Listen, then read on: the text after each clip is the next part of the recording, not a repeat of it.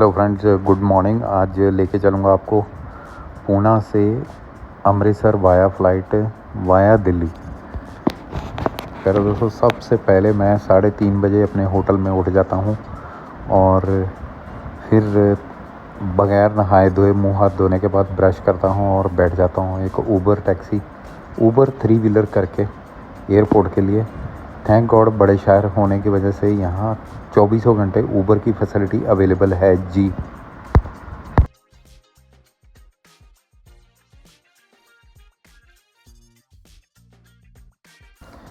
Friends, मेरी flight जो है सुबह 7:40 पे है, लेकिन जैसे आपको पता है कि जैसे फ़्लाइट में कहीं आपने ट्रैवल करना हो या बुकिंग वाली ट्रेन में आपने ट्रैवल करना हो तो आपको वहाँ पहले ऑलमोस्ट 1 घंटा पहले पहुँचना पड़ता है, ताकि आप कहीं आपका वो स्किप ना हो जाए फ़्लाइट और ट्रेन।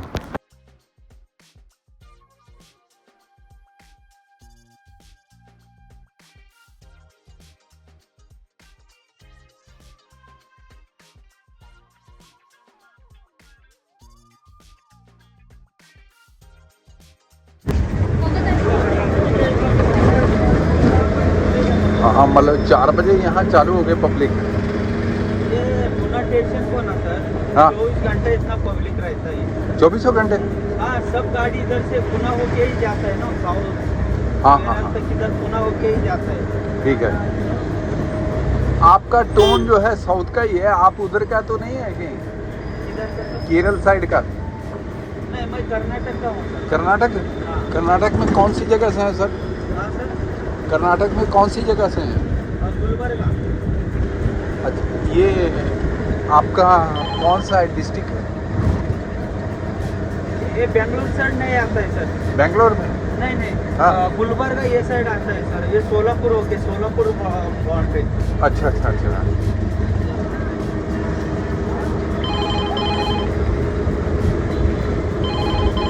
भाई, आज की डेट में तो आपका कर्नाटका जो है नंबर 1 जा रही है, हाँ, सब काम में आगे है। आगे।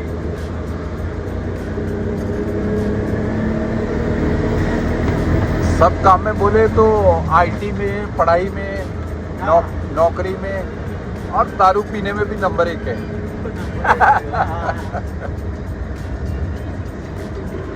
वो बेंगलुरु साइड है सर, हमारा साइड नहीं है, सोलापुर साइड का। अच्छा। ये इतना डेवलप नहीं है सर। अच्छा।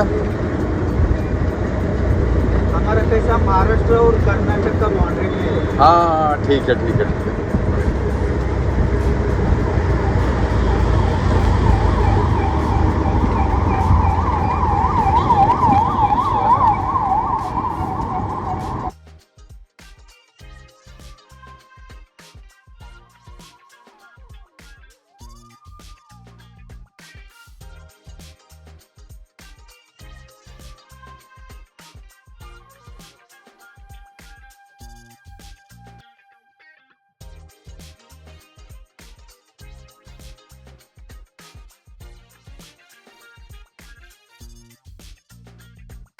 ये बहुत पुराना है। जब राजा महाराजा था ना, शनिवारवाड़ा। हाँ। दगडूशेठ के पास शनिवारवाड़ा है देखो। हाँ, है। हाँ, तो इससे ये है सर पुणे में। अच्छा, हाँ। तो मतलब इसको तो सरकार भी हाथ नहीं लगा सकती? हाँ, सरकार भी कुछ नहीं है। बहुत लंबे से रेलवे यहाँ पे धंधा करके जाते हैं। अच्छा।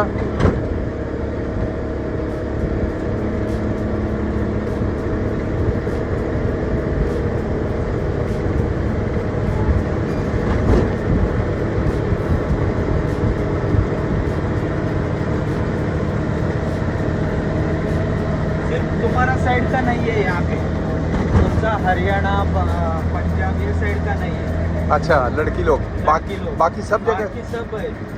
अच्छा। साउथ का है, अच्छा। केरल का है, बंगाल का, बंगाली ज़्यादा है। हाँ।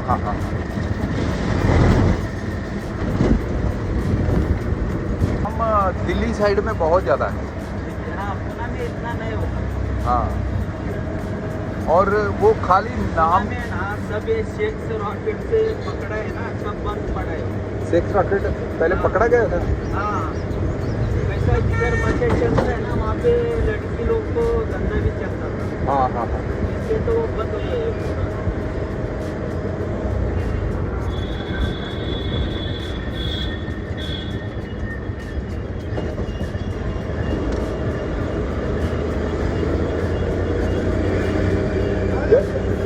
हमारे वहाँ से क्या क्या ये मेट्रो आती है यहाँ?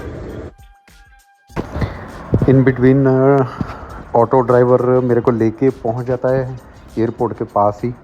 और जैसे यहाँ थोड़ी चहल पहल दिखनी चालू हो गई है और एरिया भी कुछ थोड़ा और ज़्यादा एक्स्ट्रा साफ़ सुथरा दिखाई देना चालू कर दिया है।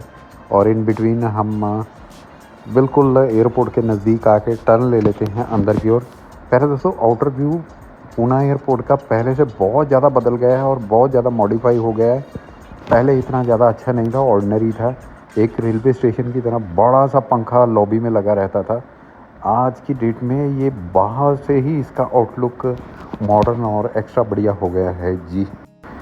जैसे मैं अंदर जाने के लिए गेट पे गया ही था, सिक्योरिटी चेक इन करने से पहले एक मशीन लगी है जहाँ पे आपको अपना चेहरा दिखाने के बाद वो एक बार कोड सा निकाल के दे देता है, जो कि आप आगे सिक्योरिटी गेट पे बार कोड स्कैन करने के बाद अंदर चले जाते हैं जी।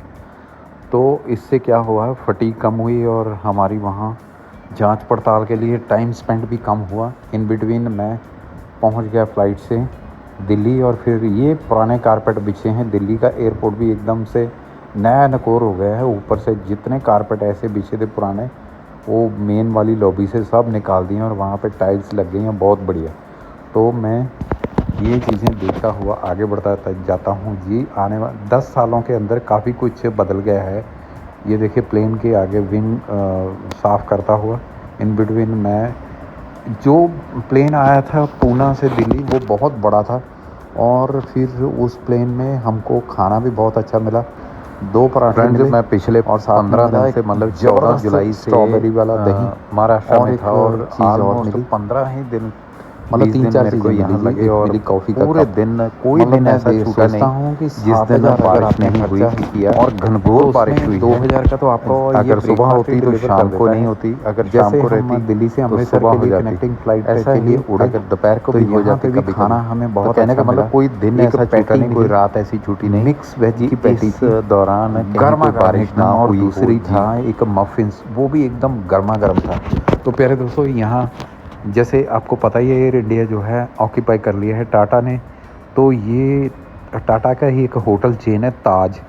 तो इसका जितना भी अंदर खाना डिलीवर होता है वो ताज की किचन से आता है जी, जिसकी क्वालिटी बहुत उम्दा और नंबर 1 होती है जी। इतने कम रेट में लोकल डोमेस्टिक फ़्लाइट उड़ना वाकई में एक बहुत बड़ा एक्सपीरियंस था। और फिर लेग स्पेस भी काफ़ी खुला डोला था। और भाई इस बार जैसे हम कहते हैं ना कि वो SC ST की उसमें एयर होस्टेस रहती हैं, लेकिन नहीं, इस बार तो उन्होंने रिकॉर्ड ही तोड़ दिया था। आलमोस्ट 6.25 फुट लंबी थी और प्रोएक्टिव, एक होता है ना एक्टिव और एक होता है कि हल्का सा आपने इशारा किया और वो समझ गई कि आपको पानी का बोतल चाहिए या क्या चाहिए। देखिए ये प्लेन है, फ़्लाइट उड़ने से पहले बहुत इंतज़ार करवाती है वहाँ रनवे पे जाके, क्योंकि इसकी टर्न अभी आई नहीं। कभी कोई उतर रहा है, कोई जा रहा है, कोई उतर रहा है, कोई जा रहा है।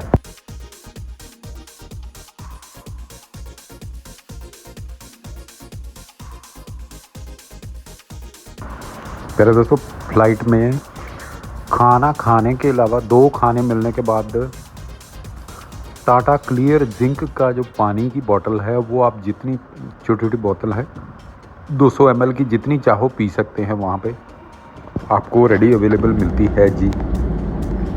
फिर प्लेन बहुत खुला डुला था, बहुत सुविधा थी और अभी इंतज़ार कर रहा है कि पहले वो प्लेन जो है उड़ जाए, उसके बाद इसका नंबर आएगा।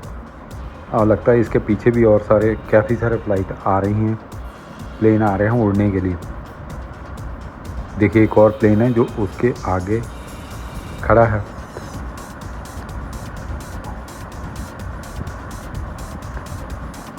हमारा नंबर कब आएगा इसके बाद। एयर एशिया का है, समझ नहीं आई। उड़ने वाली हवाई पट्टी एक ही थी। वो इंडिगो का प्लेन है जो पहले आगे जा रहा है शायद, उसके बाद इसकी बारी है, उसके बाद तीसरे नंबर पे हमारी बारी है ना। इंडिगो का प्लेन है, ये भी इंतज़ार कर रहा है अपनी बारी का उड़ने के लिए जी।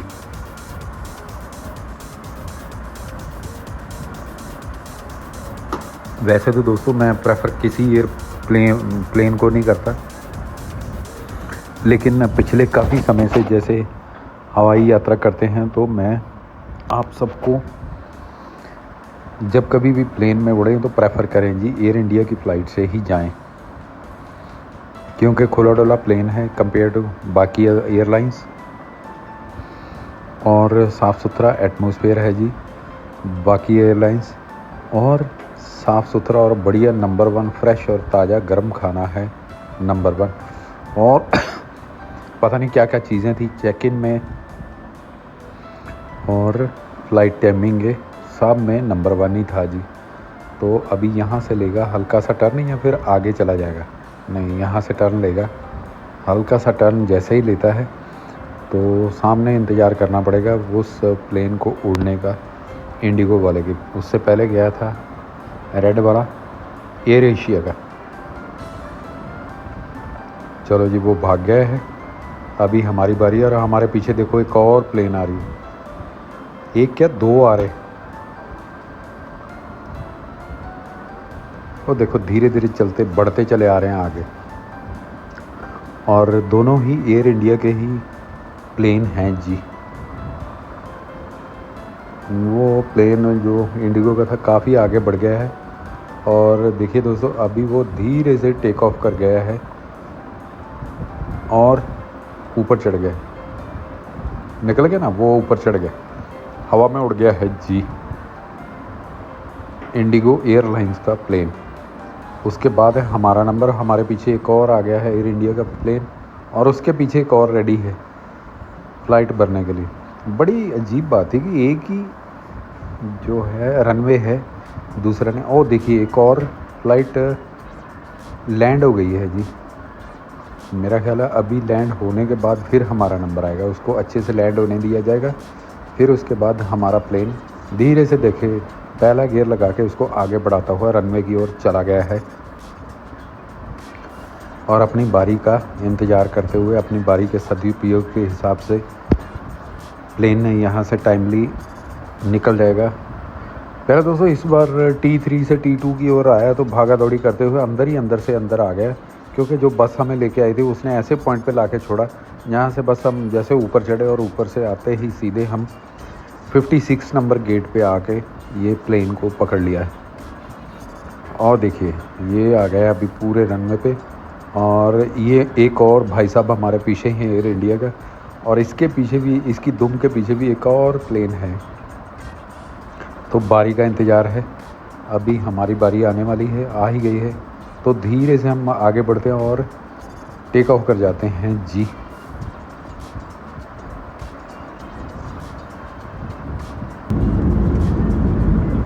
कंपैरेटिव टू वो जो हम पूना से दिल्ली आए वो प्लेन काफ़ी बड़ी थी, ये प्लेन उतना बड़ा नहीं। देखिए एक और प्लेन है वहाँ पे खड़ा हुआ, अब बल्कि एक नहीं उसके गेट के आसपास तो काफ़ी सारे प्लेन जो है पार्क किए हुए हैं, शायद ये सवारी। ये देखिए एयर इंडिया का दूसरा फ़्लाइट जो हमारे बाद तीसरे नंबर पे उड़ेगा जी, धीरे से बड़ा स्मूथली है एकदम, पता नहीं 500 की स्पीड से रनवे पे दौड़ा, और फिर हल्के से उसके पंख जो है हवा में प्लेन को लेके ऊपर के लिए और बढ़ जाते हैं जी। एक और प्लेन पीछे जा रहा है उसके और उड़ने के लिए, देखो बारी लगी हुई है भाई। तो धीरे धीरे देखता हूँ कि पूना के कंपैरेटिव दिल्ली का एटमॉस्फेयर भी, वहाँ टेम्परेचर 12-14 था और यहाँ टेम्परेचर जो है 32-33 है, और अभी पहुँचेंगे हम कुछ ही क्षणों में अमृतसर। पहले दोस्तों अमृतसर भी लगभग 2 घंटे के अंदर अंदर ही आ जाता है, कितनी घनी आबादी नीचे दिखाई दे जाती है, और उसके बाद एकदम घना सा जंगल दिखाई देता है, शायद ये आर्मी का एरिया होगा। थोड़ा ऊपर आते हैं तो बादलों से जहाज़ अटकेलियाँ करना चालू कर देता है, लेकिन ह्यूमिडिटी और हुम्मस से ज़्यादा होने की वजह से गर्मी बाहर ज़्यादा महसूस हो रही है एज़ कम्पेयर टू पूना के जी।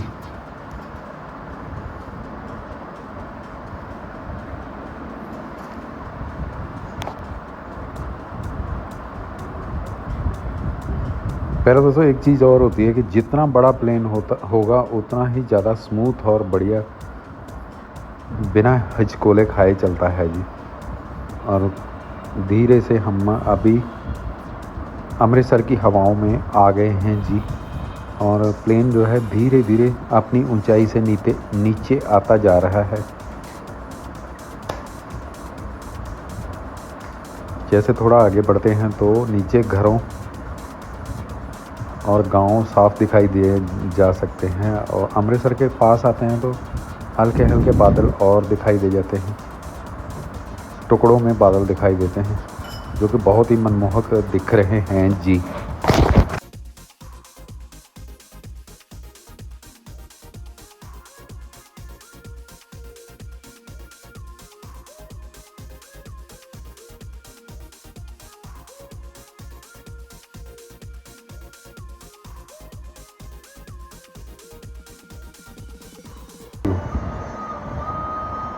इन बिटवीन प्लेन जो है बिल्कुल नीचे आ जाता है और धीरे धीरे लैंड करने की तैयारी कर लेता है जी।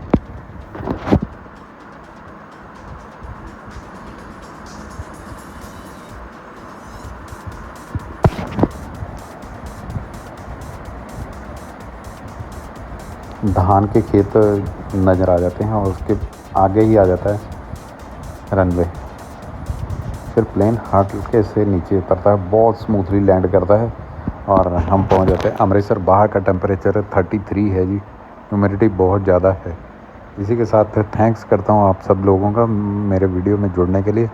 बाय बाय, मिलता हूं जल्दी ही अगले वीडियो में जी। Thanks for watching my video, bye bye.